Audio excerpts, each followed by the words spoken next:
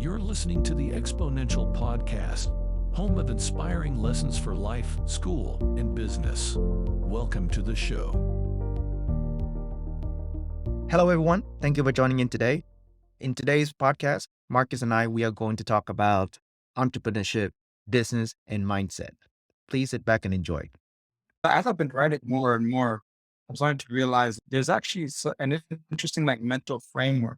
So we could actually talk about the best kind of mental framework somebody can have in this age of information is actually an action-oriented plan. Because in the past, one of the biggest frameworks people had was like knowledge is power. People used to believe that to the core.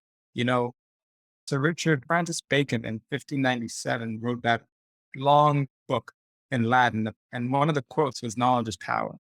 So back in the day, when knowledge was so scarce, it was actually almost more important than action because life on a daily basis was all action. Back in those days when life itself, survival, required immediate action all the time, it almost was like an obvious thing. You know what I mean? It's kind of just like telling somebody, well, before you decide to run a race, don't forget to breathe. Action was like breathing back then. So action was already a part of your mental framework. And now that we live in an environment where action is actually becoming less abundant because knowledge is actually overtaking it, there's more information now than there are people who are willing and able to take immediate action on it. I agree. You can go online and ask any questions and you can receive an answer in a quick second. Reading is good. At the same time, what kind of action that you can take? Even just one single action can move the needle. I like that phrase you use, action moves the needle. It's funny. That's actually how when I was doing my projects at WCU, I always just ask myself that question. Like, how can I move the needle on this? Because for example, do you remember EpiPen? EpiPen, yep. So for people who have allergic reactions to like peanuts or bees, they often have to carry this thing. And my coworker and also classmates, David Kurz, he started a project. It was basically a software solution for epinephrine pens. And that's the thing that always used to come up in our meeting. Like, okay, we can do all of this research and stuff, but we have to ask ourselves, what was the needle? This morning, I learned something really cool is that when I wake up in the morning, I can spend 20 minutes exercise, 20 minutes reading, 20 minutes writing, 20 minutes speaking, and then 20 minutes publishing. And at work, I'm just interacting with written materials, speaking, writings, and every other stuff. And then in the evening, I'm write. Maybe I'll publish for 20 minutes. But I'm just going to make it as a routine. And it's funny that you mentioned that. This might actually be something for rich people, successful business people. Why are so many of them still doing business? Why are so many of them still making deals after they've already crossed the line of I need to work to live? It's because of what you just described. It becomes a routine. It becomes a part of their life. The same way like Warren Buffett, he is an investor. I bet you there's many things that he does in investing that are as routine for him as somebody who, like a professional weightlifter. This weightlifter might not even give any thought to the idea of waking up, stretching, getting some protein, and doing some exercise. That might just be as natural to them as tying your shoelace or brushing your hair. And I realized that is actually the mark of real success, because when it becomes a part of you, then it really doesn't matter what happens. That's why, for example, if a natural disaster happens and their store gets hit by a hurricane, because they are internally in the habit of building and creating a business, getting cash flow, they'll recreate it. Here's a question for you. What do you think would be the most powerful routine that you could build to become the best entrepreneur?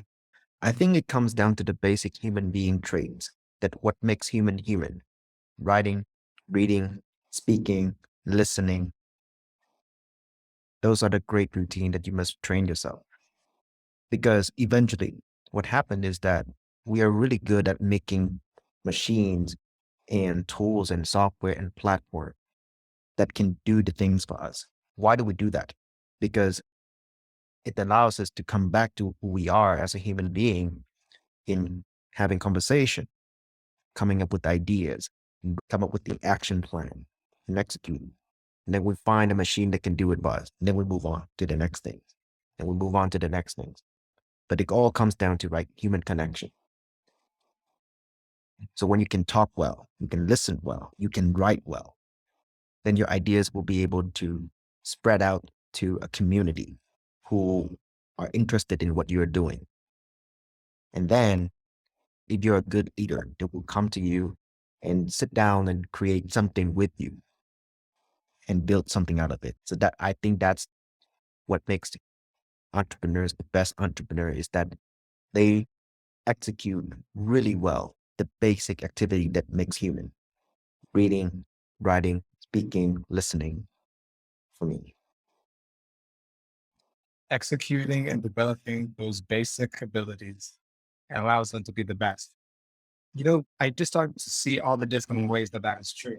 Alex Ramosi said something simple when he talked about the ladder of success. No entrepreneur can effectively build the ladder to their dream or to their goal without starting with what you just said, having those fundamentals, those human traits, those human skills that basically become the rungs, the different handles as you climb the ladder. And actually, funnily enough, it's a counterintuitive idea, but many people overlook the basics in the environment where so many tools are available. Even if that whole foundation of that goal will crumble in of itself, because the weight of achieving anything is only supported by how strong your foundation is. That reminds me of what my neighbor used to tell me. So when I lived in Poland, my next door neighbor was a forestry professor. And he used to study ecosystems and specifically the life cycle of trees. And he once talked to me about how you can tell how long a tree will live, how tall the tree will be. One simple answer: how deep are its roots?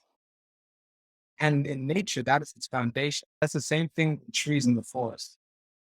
The strongest trees, the ones that grow the tallest, for example, the California redwoods, these trees grow up to heights of more than 30 feet, 40 feet, but you discover that their roots are the secret to their strength and their height and their longevity. And kind of to bring it full circle, the strength and ability of an entrepreneur to succeed is entirely dependent on how strong their foundational skills are.